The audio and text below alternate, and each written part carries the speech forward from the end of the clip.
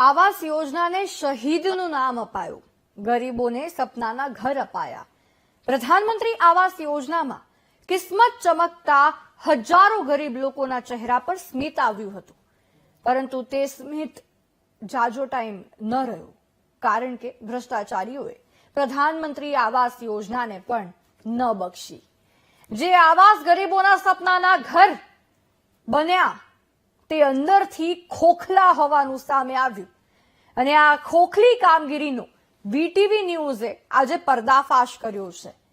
ત્યારે કેવા છે સપનાના ઘરને અંદરથી ખોખલા બનાવતા ભ્રષ્ટાચારના પુરાવા, આવો જોઈએ।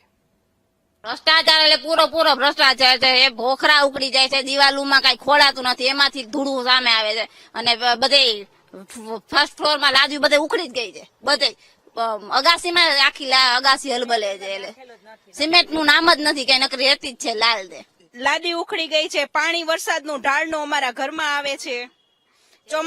ચોમાસામાં તો પાણી અમારે કેટલું પાણી ભરાઈ જાય છે, અમારા ઘરમાં અંદર આવી જાય, દિવાલોમાં ઉખડી ગયું છે। આવાસના નામે કૌભાંડના બોલતા પુરાવા છે। કદાચ આ નઘરોડ તંત્ર તે બોલતા પુરાવાને ચૂપ કરાવી શકે, પરંતુ વીટીવી ન્યૂઝના કેમેરામાં કેદ થયેલા આ પુરાવાને બોલતા નહીં અટકાવી શકે। પ્રધાનમંત્રી આવાસના દ્રશ્યો રંગીલા શહેર રાજકોટના શીતલ પાર્ક વિસ્તારમાં આવેલ શહીદ સુખદેવ ટાઉનશીપના છે, જ્યાં ભ્રષ્ટાચારી બિલ્ડરે આવાસના મકાનને બહારથી તો ચમકાવી દીધા, પરંતુ અંદર બધું જ ખોખલું હોવાનું સામે આવ્યું। ટાઉનશીપના મોટા ભાગના ફ્લેટમાં લાદી ઉખડી ગઈ અને ભ્રષ્ટાચારનો બોલતો પુરાવો સામે આવી ગયો। આવાસ વિભાગના અધિકારી છે તે જ પોતાની ચેમ્બર બહાર બેનર લગાવી રહ્યા છે કે કોઈ પણ લાંચ લે અથવા તો ભ્રષ્ટાચાર થાય તો એસીબી નો સંપર્ક કરવો અથવા મારો સંપર્ક કરવો, અહીંયા કોઈ લાંચ અને રૂશ્વત લેતું નથી।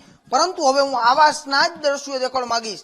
આ રાજકોટ મહાનગરપાલિકાના જે આવાસ બનાવવામાં આવેલા છે, આ આવાસના હું દ્રશ્યો દેખાડવા માંગીશ। આ કોઈ પૈસાદાર લોકોએ અહીંયા લીધેલા મકાનો નથી કે 25-50 લાખ કરોડો રૂપિયા ખર્ચીને મકાન લીધેલા, પરંતુ આ ગરીબો માટે જે આવાસો બનાવવામાં આવે છે તેની હું સ્થિતિ દેખાડવા માંગીશ। સિમેન્ટ વગર આ લોકોએ લાદી ચોટાડી નાખી છે, કઈ કંપનીને કામ આપવામાં આવ્યું હતું અને તેને કઈ રીતે કામ કર્યું છે તે હું હવે આપને દ્રશ્યો દેખાડવા માંગીશ। સૌપ્રથમ તો આપ દ્રશ્યો જોઈ શકો છો કે સિમેન્ટ વગરના આ જે માલ છે તેને સંપૂર્ણ ભરી દીધો છે। આ દ્રશ્યો છે રાજકોટની જે આવાસ આવેલી છે, સુખદેવસિંહ ટાઉનશીપ આવાસ આવેલી છે, તેના હું દ્રશ્યો છે તે દેખાડી રહ્યો છું। કેવી સ્થિતિ છે આપ દ્રશ્યોમાં જોઈ શકો છો કે અહીંયા આ સમગ્ર માત્ર રેતી નાખવામાં આવી છે, એક પણ સિમેન્ટ અહીંયા દેખાતો નથી। સૌથી મોટો સવાલ એ છે કે શા માટે અધિકારીઓના નહીં દેખાતું હોય? રાજકોટ મહાનગરપાલિકાના કમિશનર ચેમ્બરની બહાર નીકળે તો ખબર પડે કે કેવી સ્થિતિ હશે।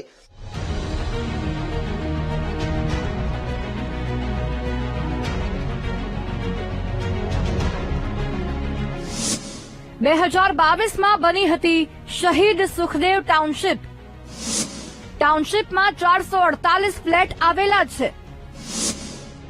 4 વર્ષમાં ભ્રષ્ટાચારીઓની ખુલી ગઈ પોલમ પોલ। વીટીવી ન્યૂઝની ટીમ સુખદેવ ટાઉનશીપમાં પહોંચી તો ભ્રષ્ટાચાર ઉડીને આંખે વળગ્યો। માત્ર લાદીઓ જ નથી ઉખડી, તેની નીચે સિમેન્ટની જગ્યાએ માત્ર રેતી ભરી દેવાયાનું ખુલ્યું। એટલું જ નહીં, ભેજના કારણે આવાસની દિવાલોમાં તિરાડો પણ પડી ગઈ, જેથી સ્થાનિકો પરેશાન છે। અમારા ફર્સ્ટ ફ્લોરે બધી લાદી ઉખડી ગઈ છે, લગભગ બધી વિંગમાં તકલીફ છે। અંદર ઉચકાવીને તો અંદર સિમેન્ટનું તો નામો નિશાન નથી, નકરી ધૂળ જ છે। તો હવે અમારે શું કરવાનું આમાં? ભ્રષ્ટાચાર હું તમને તંત્રનું, તમે જે આવાસ વિભાગનું કીધું છે, મારી તમે ત્યાં જોશો તો 10 થી 25 જેટલી રાઇટ ટુ ઇન્ફોર્મેશન આરટીઆઈ અને અપીલ કરેલી છે। આમાં રેરામાં ચડાવેલું કોમ્યુનિટી હોલ નથી। રેરામાં તમે જુઓ તો છે, તો આ લોકોને સરકારમાં રેરામાં ગુજરાત સરકાર કે રેરામાં ચડાવવું જોઈએ, અહીંયા નથી। બીજી વસ્તુ કે તમામ ફ્લેટ 408 વિંગ છે, 448 ફ્લેટ છે, એક વિંગમાં 56 લોકો રહે છે। એમાં તમને એક વિડીયો હું બતાવું, એમાં ટેરેસ આખું હોલે, ટીઆરપી જેવું કઈ થાય તો એનો પ્રશ્ન, એનું મરણ થાય કોઈ પણ, તો એનું નિવાકરણ કોણ કરશે? સવાલ એ થાય છે કે શું ટાઉનશીપ ઉભી થઈ ત્યારે અધિકારીઓએ ચેકિંગ નહોતું કર્યું? ટાઇલ્સની નીચે સિમેન્ટની જગ્યાએ રેતી પાથરી કોણે ભ્રષ્ટાચાર કર્યો? 448 પરિવારની જિંદગી વિશે એક પણ વખત બિલ્ડરને વિચાર ન આવ્યો? શું આવી રીતે ગરીબોને સપનાના ઘર બનાવીને આપવામાં આવે છે? મુદ્દો અહીંયા લોકોની જિંદગીનો છે, ભ્રષ્ટાચારનો છે. તેવામાં જોવાનું એ રહેશે કે વીટીવી ન્યૂઝના આ પર્દાફાશ પછી રાજકોટ મહાનગરપાલિકા ક્યારે જાગે છે. કેમેરામેન જુનેદ જફાઈ સાથે શનિ મયડ, વીટીવી ન્યૂઝ, રાજકોટ.